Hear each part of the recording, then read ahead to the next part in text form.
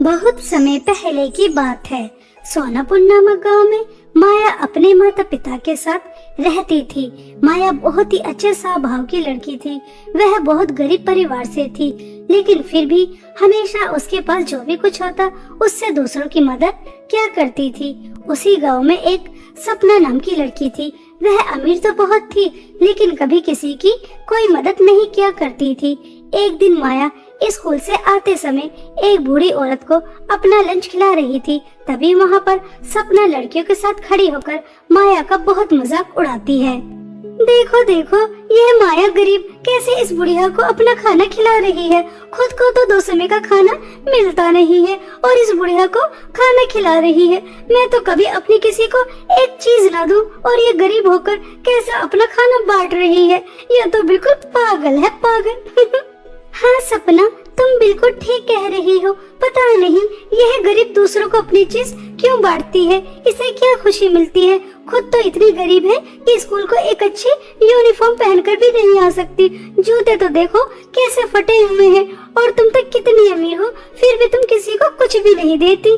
तुम्हें पता है, इसलिए तो मैं अमीर हूँ कि मैं कभी किसी को कुछ नहीं देती। अगर मैं ऐसी ही चीजें बांटती रहूँ तो मैं इस माया की बच्ची की तरह गरीब नहीं हो जाऊंगी।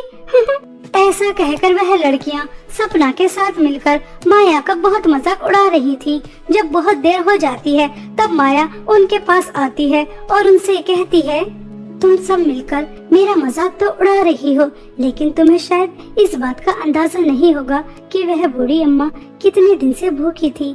मैं तो सिर्फ शाम तक ही भूखी रहूंगी और मुझे शाम को दोबारा से खाना मिल जाएगा। अगर तुम मेरा मजाक न उड़ाकर ऐसे ही लोगों की मदद करो तो शायद हमारे देश में कोई भूखा सो पाएगा। तुम्हें तो अपने अमीर होने का घमंड ही बहुत है। तुम लोगों को लगता है अगर तुम किसी को कुछ दोगी तो वह तुमसे चला जाएगा, लेकिन तुम्हें इस बात का पता नहीं कि दूसरों की मदद कर कर कितनी खुशी मिलती है, आत्मा को कितना सुकून मिलता है। नहीं नहीं, हमें ऐसा सुकून नहीं चाहिए जिसकी वजह से हमारी धन दौलत कम हो जाए। हमें अपनी धन दौलत से बहुत प्यार है, हमें तेरी तरह गरीब नहीं होना। ऐसा कहकर सपना वहाँ से चली जाती है। ऐसे ही कुछ दिन बीत जाते हैं, लेकिन माया दूसरों की मदद करना बंद नहीं करती, चाहे उसका कोई भी कितना मजाक क्यों ना उड़ाए। एक दिन स्कूल में टीचर सभी बच्चों से कहती हैं कि 1 हफ्ते बाद स्कूल से बच्चे पिकनिक पर जा रहे हैं। यह सुनकर सभी बच्चे बहुत खुश हो जाते हैं, लेकिन माया उदास हो जाती है। तभी टीचर माया से कहती हैं, माया तुम हमारे साथ पिकनिक पर नहीं जाओगी। सब बच्चे इतने ज्यादा खुश हैं और तुम इतनी उदास। तुम्हें पता है गांव के बाहर जो पहाड़ी है उसके पीछे वाला जंगल बहुत ही ज्यादा सुंदर है।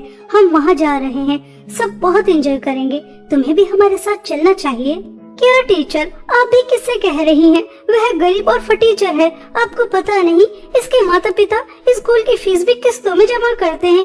पिकनिक पर जाने के लिए पैसों की जरूरत होती है जो इसके माता पिता के पास नहीं है। क्यों माया, मैं ठीक कह रही हूँ ना? सपना, क्लास के अंदर बैठकर तुम कैसी बातें कर रही हो? क्लास में कोई भी बच्चे अमीर और गरीब नहीं होते और आज के बाद मैं तुम्हें इस तरह से बात करते हुए ना देखूं। ऐसा कहकर टीचर सपना को बहुत डांटती हैं। स्कूल की छुट्टी हो जाने के बाद सपना अपने माता पिता से कहती है, माँ पिताजी, हमारे स्कूल से सभी बच्चे पिकनिक पर जा रहे हैं। 5,000 रुपए की जरूरत है, लेकिन मुझे पता है आपके पास 5,000 रुपए नहीं होंगे, इसलिए मैं पिकनिक पर नहीं जाऊंगी। यह सोच सोचकर मैं बहुत उदास हूँ। मेरी गुड़िया रानी, तुम बहुत समझदार हो और बहुत अच्छी भी। तुम कभी किसी चीज की ख्वाहिश नहीं करती। तुम्हारी जैसी बेटी पाकर हम तो धन्य ही हो गए। लेकिन इस बार तुम पिकनिक पर जरूर जाओगी, क्योंकि तुम्हारे पिताजी को आज ही सैलरी मिली है, इसलिए तुम पिकनिक पर जा सकती हो।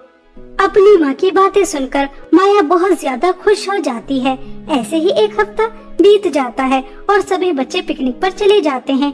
सब बच्चे और माया वहाँ पर बहुत एंजॉय करते हैं। शाम हो जाने के बाद सभी बच्चों का जाने का समय हो जाता है। सभी बच्चे बस में बैठ जाते हैं, लेकिन सपना और माया जंगल में कहीं गुम जाती हैं। टीचर दोनों को बहुत ढूंढती हैं, लेकिन वो नहीं मिलती। वहीं दूसरी तरफ सपना और माया एक मायावी जंगल में फंस जाती हैं। वहाँ उन दोनों को 2 जादुई रास्ते नजर आते हैं। एक रास्ता सोने का था और दूसरा रास्ता चांदी का था। दोनों दुविधा में फंस जाती हैं कि बाहर जाने का रास्ता कौन सा है। तभी माया सपना से कहती है, सपना, हमारे माता पिता और टीचर हमारे लिए कितना परेशान हो रहे होंगे। हमारे सामने सोने चांदी के रास्ते हैं और समझ नहीं आ रहा हम बाहर कैसे जाएंगे। माया ऐसा कह ही रही थी, तभी दोनों जादुई सोने चांदी के रास्ते पर एक जादूगरनी आ जाती है और वह सपना और माया से कहती है, तुम दोनों का मेरे मायावी जंगल में बहुत बहुत स्वागत है। तुम्हारे सामने दो जादुई सोने चांदी के रास्ते हैं। चांदी के रास्ते पर तुम्हें एक बूढ़ी औरत मिलेगी जो तुम्हें बहुत सारी ज्ञान की बातें बताएगी, जिससे तुम्हें जिंदगी जीने में आसानी होगी। लेकिन तुम्हें उस बूढ़ी औरत की बहुत सेवा करनी होगी और तुम्हें वहाँ से कुछ भी नहीं मिलेगा। और सोने वाले रास्ते पर तुम्हें बहुत सारी धन दौलत मिलेगी। अब तुम दोनों के हाथ में है कि तुम क्या चुनती हो, धन दौलत या फिर ज्ञान की बातें। जादूगरनी, ज्ञान की बातें कौन चुनता है, और मैं उस बुढ़िया की सेवा क्यों करूंगी और वहाँ से कुछ मिलेगा भी नहीं। इसलिए मैं तो सोने का जादुई रास्ता चुनती हूँ। मुझे बहुत सारी धन दौलत चाहिए और मेरे पास पहले ही बहुत सारी धन दौलत है और जादुई सोने के रास्ते पर जाकर और भी ज्यादा धन दौलत मिल जाएगी, जिसकी वजह से मैं बहुत अमीर हो जाऊंगी और पूरी दुनिया घूमूंगी। मैं तो बहुत एंजॉय करूंगी। जादूगरनी जी, मैं तो जादुई चांदी वाला रास्ता चुनती हूँ और मैं उन बूढ़ी अम्मा से बहुत सारा ज्ञान प्राप्त कर कर लोगों को सही रास्ता दिखाऊंगी और मैं उन बूढ़ी अम्मा की सेवा भी करना चाहती हूँ और उनकी सेवा कर कर पुण्य कमाऊंगी। जादूगरनी जी, आपको पता है मुझे हमेशा मेरे माता पिता ने सिखाया है कि कभी भी धन दौलत का लालच नहीं करना चाहिए, क्योंकि लालच बुरी बला होती है। हम ज्ञान से भी धन दौलत कमा सकते हैं और अपनों से बड़ों की सेवा कर कर पुण्य मिलता है। इसलिए मैं तो उन बूढ़ी अम्मा की सेवा कर कर पुण्य कमाऊंगी। इसलिए मैं जादुई चांदी वाले रास्ते पर जाना चाहती हूँ। ठीक है, अब तुम दोनों अपने अपने जादुई रास्ते पर जा सकती हो। इतना कहकर जादूगरनी वहाँ से गायब हो जाती है और दोनों अपने अपने जादुई रास्ते पर चली जाती हैं। तभी माया को जादुई चांदी वाले रास्ते पर वह बूढ़ी औरत मिलती है और वह माया से कहती है, बेटा, मैं इतने सालों से किसी का इंतजार कर रही थी कि कोई तो आए जो जादुई चांदी वाला रास्ता चुने, लेकिन किसी ने भी आज तक जादुई चांदी वाला रास्ता नहीं चुना। तुम पहली लड़की हो जो ज्ञान की बातें और मेरी सेवा करने के लिए तैयार हो गई। यहाँ जो भी मायावी जंगल में आता है वह सब जादुई सोने वाला रास्ता चुनते हैं और वह धन दौलत के लालच में उस रास्ते पर चले जाते हैं। इसलिए मैं तुम्हारी अच्छाई देखकर तुमसे बहुत खुश हूँ और तुम्हें जादुई चांदी वाले रास्ते से तुम्हें बहुत सारी धन दौलत भी दूंगी और तुम्हें बहुत सारी ज्ञान की बातें भी बताऊंगी, जिसकी मदद से तुम्हें अपनी जिंदगी में सही फैसले लेने की शक्ति मिलेगी और तुम ज्ञान से और लोगों की भी मदद करना। ऐसा कहकर वह बूढ़ी औरत माया को बहुत सारी ज्ञान की बातें बताती हैं और उसे बहुत सारी धन दौलत भी देती हैं। ज्ञान और धन दौलत पाकर माया बहुत ज्यादा खुश थी।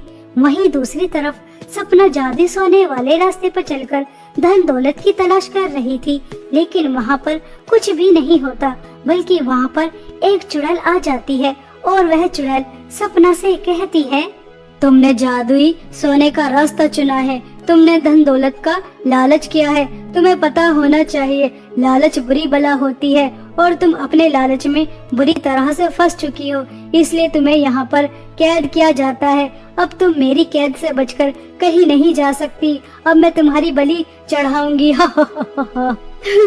चुड़ैल, चुड़ैल, मुझे छोड़ दो, मैं अपने घर जाना चाहती हूँ। अगर तुम्हें धन दौलत चाहिए तो मैं तुम्हें अपनी सारी धन दौलत दे दूंगी, लेकिन मुझे मेरे घर जाने दो, मुझे छोड़ दो, मुझे छोड़ दो। ऐसा कहकर सपना चुड़ैल के सामने बहुत गिड़गिड़ाती है। वह अपनी सारी धन दौलत भी चुड़ैल को देने के लिए तैयार हो जाती है, लेकिन चुड़ैल सपना को अपने कैद में कर लेती है। सपना को अपनी कैद से बाहर नहीं जाने देती। सपना को उसके लालच का फल मिल जाता है और वहीं दूसरी तरफ माया को उसकी अच्छाई का फल मिल जाता है। माया ने धन दौलत का लालच नहीं किया था, उसने ज्ञान और बूढ़ी औरत की सेवा चुनी थी, जिसकी वजह से आज माया जादू चांदी वाले रास्ते की धन दौलत की वजह से अपने साथ साथ और अनाथ बच्चों की जिंदगियों में भी खुशियाँ लेकर आती है और खुद भी अपने माता पिता के साथ एक हंसी खुशी जीवन बिताती है। बहुत समय पहले की बात है। रामपुर नामक गांव में दो बहनें संध्या और काजल अपने माता पिता के साथ रहती थी। संध्या बहुत ही ज्यादा सुंदर थी, उसकी सुंदरता में कोई कमी नहीं थी। रंग दूध की तरह सफेद, बाल लंबे घने काले रेशम जैसे, आंखें बड़ी बड़ी नीली नीली, जो एक बार देखे वह संध्या की तारीफ किए बिना रह न पाए। इसी वजह से संध्या अपनी सुंदरता पर बहुत ही ज्यादा घमंड करती थी। और वहीं दूसरी तरफ काजल वह संध्या की तरह सुंदर नहीं थी, उसका रंग सांवला था, चेहरे पर निशान भी थे और बाल भी ज्यादा सुंदर नहीं थे, जिस वजह से बेचारी का आत्मविश्वास हमेशा कम रहता था और सोने पर सुहागा संध्या उसे हमेशा खरी खोटी सुनाती रहती, अपने साथ कहीं नहीं लेकर जाती, जिस वजह से काजल और भी ज्यादा दुखी रहती थी। बाहर तो उसे दुत्कारा ही चलता था, घर में बहन भी उसे पसंद नहीं करती थी। ऐसे ही समय बीत रहा था। काजल संध्या से बड़ी थी, इसलिए कमला पहले अपनी बड़ी बेटी की शादी करवाना चाहती थी, लेकिन जो भी कोई काजल को देखने आता उसका रंग रूप देखकर मना कर देता और संध्या के लिए रिश्ता मांग लेता, जिस वजह से काजल के माता पिता और भी ज्यादा परेशान रहने लगते थे। ऐसे ही एक दिन कमला अपनी दोनों बेटियों के साथ शॉपिंग करने जाती है। तभी कमला को उसकी दूर की रिश्तेदार मिलती है, जिसे देखकर कमला कहती है, अरे सुरेखा बहन, अच्छा हुआ कि तुम मुझे मॉल में ही मिल गई। मैं तुम्हें फोन ही करने वाली थी। आप अपनी नंद की बेटी का रिश्ता बता रही थी ना, तो आप काजल के लिए बात चलाइए ना। देखो कमला बहन, मैं अपने नंद के बेटे के लिए काजल के लिए बात तो चला नहीं सकती। वह कहाँ इतना हैंडसम बिजनेसमैन और कहाँ आपकी बेटी काली कलूटी बदसूरत। कोई क्यों आपकी बेटी काजल को अपने घर की बहू बनाएगा? जो भी इसे लेकर जाएगा अपनी नसीब ही फोड़ेगा, अपने घर में अंधेरा ही करेगा। सबको तो संध्या बेटी जैसी बहू चाहिए। देखो तो कितनी ज्यादा सुंदर है। अगर कहो तो मैं संध्या के लिए तो बात चला सकती हूँ, बहुत अमीर है, आपकी बेटी ऐश करेगी ऐश। नहीं नहीं सुरेखा बहन, संध्या काजल से छोटी है और जब तक काजल के लिए अच्छा वर नहीं मिल जाता तब तक मैं संध्या के बारे में सोच भी नहीं सकती। पहले मैं मेरी बड़ी बेटी की शादी करना चाहती हूँ और यही क्या तुम रंग रूप की बात कर रही हो? मेरी काजल बेटी बहुत अच्छी है, सबका बहुत ख्याल रखती है और देखना एक दिन मेरी बेटी के लिए बहुत अच्छे घराने से रिश्ता आएगा। अच्छा सुरेखा बहन, अब हम चलते हैं। ऐसा कहकर कमला अपनी दोनों बेटियों के साथ वहाँ से जाने लगती है। संध्या और काजल यह सारी बातें सुन रही थी। संध्या काजल की इस तरह से इंसल्ट होते देख बहुत खुश होती है और तभी हंसते हुए काजल से कहती है, देख काली कलोटी, तेरे लिए तो एक भी रिश्ता नहीं आता और मेरे लिए रिश्तों की लाइन लगी हुई है। अब देख रहे मेरी सुंदरता की वजह से तुझसे पहले मेरी शादी हो जाएगी और तेरी काली कलोटी शक्ल बदसूरती की वजह से बेचारे की कहीं शादी नहीं होगी। रहना हमेशा मम्मी पापा की सेवा करते हुए। हर जगह मेरी तारीफ, मेरे चर्चे और तेरी हर जगह थू थू थू। संध्या, तुम मुझसे छोटी हो, मैं तुम्हारी बड़ी बहन हूँ। कम से कम तुम तो मेरी थोड़ी सी इज्जत कर लिया करो। हमेशा मेरे काले रंग का, बदसूरती का मजाक उड़ाती रहती हो। बाहर वाले तो एक मौका नहीं छोड़ते मुझे नीचा दिखाने का। कम से कम तुम तो बख्श दिया करो। बाहर वालों के ताने तो मैं बर्दाश्त कर लेती हूँ, लेकिन जब तुम मेरा इस तरह से मजाक उड़ाती हो मुझे अच्छा नहीं लगता। अगर मैं काली हूँ, मेरे चेहरे पर निशान है, तुम्हारी तरह सुंदर नहीं हूँ, तो इसमें मेरी क्या गलती? जैसा मुझे ऊपर वाले ने बना दिया मैं तो उसमें खुश रहने की कोशिश करती हूँ।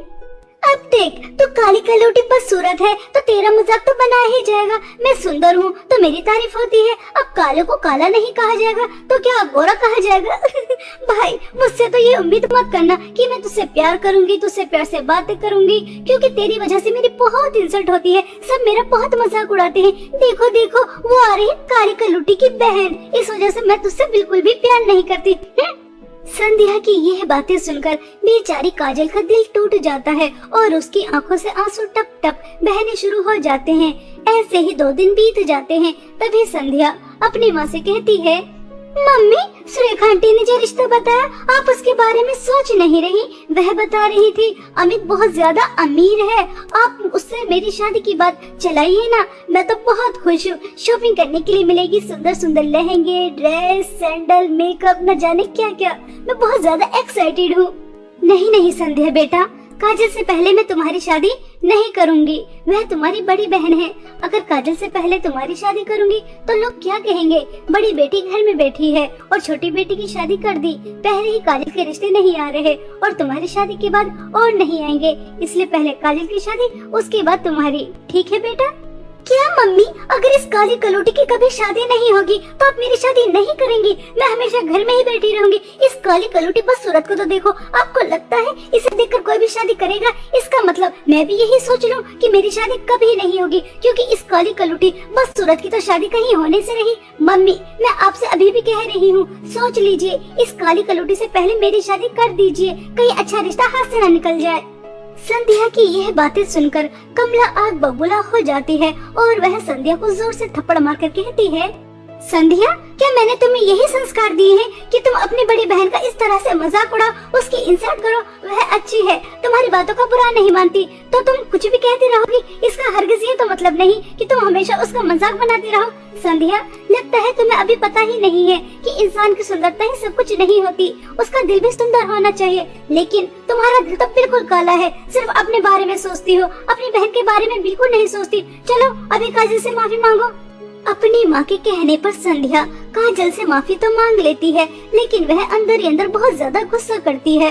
आज इस काली कलोटी की वजह से मम्मी ने मुझे थप्पड़ मारा। सुन काली कलोटी, सिर्फ मम्मी की वजह से तुझसे माफी मांग रही हूँ, वरना मैंने कुछ भी गलत नहीं कहा। तेरी काली कलोटी शक्ल की वजह से कभी शादी नहीं होगी। ऐसा कहकर संध्या बहुत गुस्से में वहाँ से चली जाती है। ऐसे ही समय बीत रहा था। पड़ोस में अनीता के यहाँ पर शादी थी, सभी को जाना था। काजल और संध्या भी अच्छे से तैयार हो रही थी। काजल ने रेड कलर की लिपस्टिक लगाई थी, जिसे देखकर संध्या बहुत हंसती है और मजाक उड़ाते हुए उससे कहती है, ये जो तूने रेड लिपस्टिक लगाई है ना, इसे लगाकर बिल्कुल तो काली बंदरिया लग रही है। काली बंदरिया, तुझे देखकर तो मेरी हंसी रुक ही नहीं रही। यह मेकअप, लिपस्टिक, यह सिर्फ सुंदर लोगों पर ही अच्छी लगती है, तो जैसे काली कलूटे बस सूरत के ऊपर नहीं। यह देख, मुझ पर यह लिपस्टिक कितनी ज्यादा सुंदर लग रही है और तू लगाकर बिल्कुल बंदरिया की तरह लग रही है। संध्या, तुम हमेशा मेरे साथ ऐसा क्यों करती हो? मैं जब भी मेकअप करती हूँ, लिपस्टिक लगाती हूँ, नील पॉलिश लगाती हूँ, तुम हमेशा मेरा इसी तरह से मजाक उड़ाती हो। मुझे भी तो सजने संवरने का हक है। अगर मैं काली हूँ तो क्या मैं लिपस्टिक नहीं लगा सकती, मेकअप ना करूँ? मेरा दिल भी चाहता है कि मैं भी तुम्हारी तरह मेकअप करूँ, सुंदर लगूं, लेकिन तुम हमेशा मेरा आत्मविश्वास कम कर देती हो। अगर तुम कहती हो कि लिपस्टिक मुझ पर अच्छी नहीं लग रही तो ठीक है, मैं नहीं लगाती। ऐसा कहकर बेचारी काजल वह लिपस्टिक चटा देती है। संध्या फिर बेचारी काजल का आत्मविश्वास को ठेस पहुंचाती है, उसको याद दिलाती है कि वह काली है, उसे हक नहीं है अच्छे दिखने का। दोनों बहनें अपनी माँ के साथ शादी में चली जाती हैं और शादी में भी बेचारी काजल का बहुत ज्यादा मजाक उड़ाया जाता है। संध्या की कुछ दोस्त मिलकर उसका बहुत मजाक उड़ाती हैं। संध्या यार, ये काली कलूटी बस सूरत दिखने वाली क्या तुम्हारी सगी बहन है? कहीं से लगता नहीं है। तुम कहाँ परियों की तरह सुंदर और ये कहाँ कोयले से निकली काली कलूटी, काली कोयल, बंदरिया। वैसे संध्या, तुम्हें एक एडवाइस दूं, तुम अपनी इस काली कलूटी बहन से जरा दूर ही रहा करो, कहीं इसका काला साया तुम्हें भी अपने रंग में न रंग ले। वैसे संध्या, तेरे लिए तो रिश्तों की कोई कमी नहीं होगी, एक से बढ़कर एक होगा। तो तू कब कर रही है शादी, जरा हमें बता तो।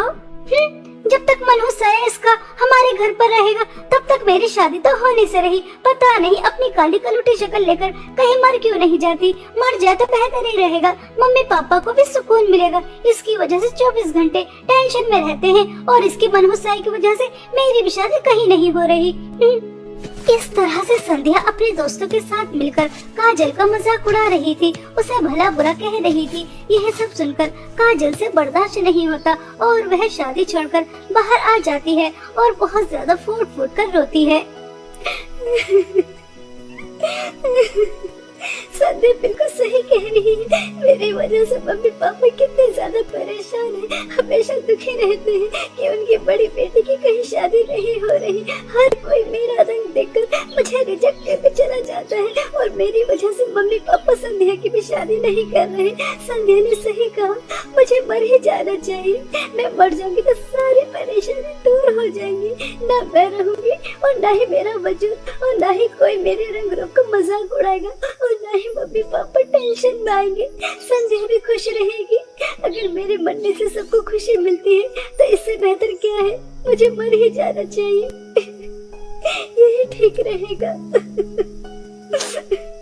ऐसा सोचकर काजल मरने का प्लान बना लेती है और वह चारों तरफ नजर दौड़ाती है तो उसे एक कुआं नजर आता है और वह वहां जाकर अपने माता पिता को संध्या को याद कर कर बहुत रोती है और अपनी जिंदगी खत्म करने का फैसला ले लेती है। और जैसे ही कूदने वाली होती है तभी उसे नदी के अंदर एक हिरण डूबता हुआ नजर आता है। काजल मरने से पहले उस हिरण की जान बचाना चाहती थी और वह नदी में जाती है और उस हिरण को बचाकर ले आती है। तभी वह हिरण काजल से कहता है, तुम बहुत अच्छी हो, तुमने मेरी जान बचाई, लेकिन तुम इतनी दुखी क्यों हो?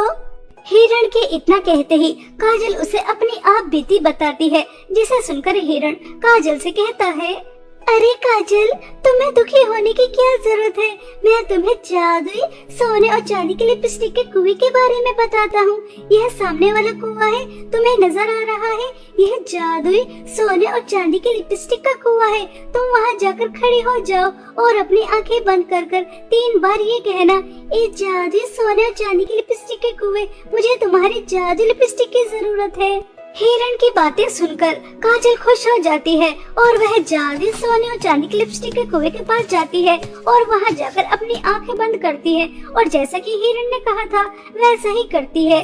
तभी काजल के सामने जादुई सोने और चांदी की 2 लिपस्टिक आ जाती हैं। साथ में जादुई सोने और चांदी की लिपस्टिक के कुएं से आवाज भी आती है, काजल, तुम्हारे सामने जादुई सोने और चांदी की 2 लिपस्टिक हैं। अगर तुम जादुई सोने की लिपस्टिक लगाओगी तो तुम बहुत ही ज्यादा सुंदर हो जाओगी, इतनी सुंदर कि पूरी दुनिया में तुमसे ज्यादा सुंदर कोई और हो ही नहीं सकता।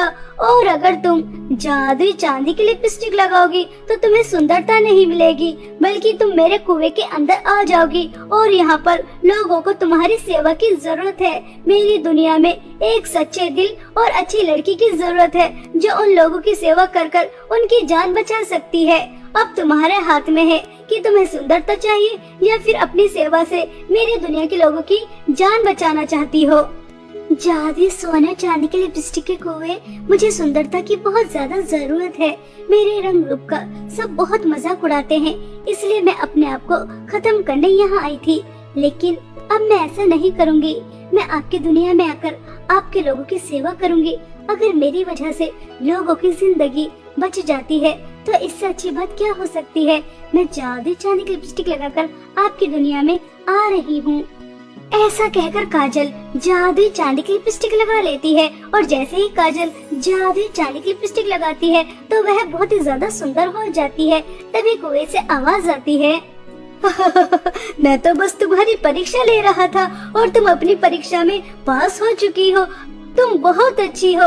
अगर तुम चाहती तो जादुई सोने की लिपस्टिक चुन सकती थी जिसकी तुम्हें जरूरत भी थी, लेकिन तुमने लोगों की भलाई के बारे में सोचा। तुम्हारा दिल बहुत ज्यादा सुंदर है। जैसा तुम्हारा दिल वैसे ही जादुई चांदी की लिपस्टिक ने तुम्हें सुंदरता दी है। जाओ बेटा, खुश रहो।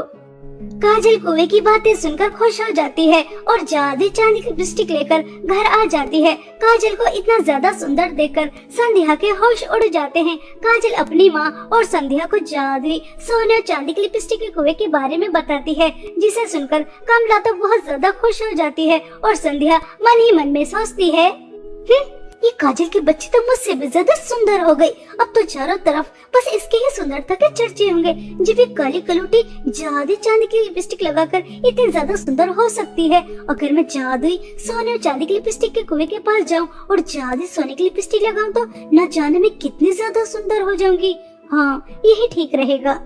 ऐसा सोचकर संध्या अगले दिन जादुई सोने और चांदी की लिपस्टिक के कुएं के पास जाती है और वहां जाकर ऐसा ही करती है जैसा कि काजल ने किया था।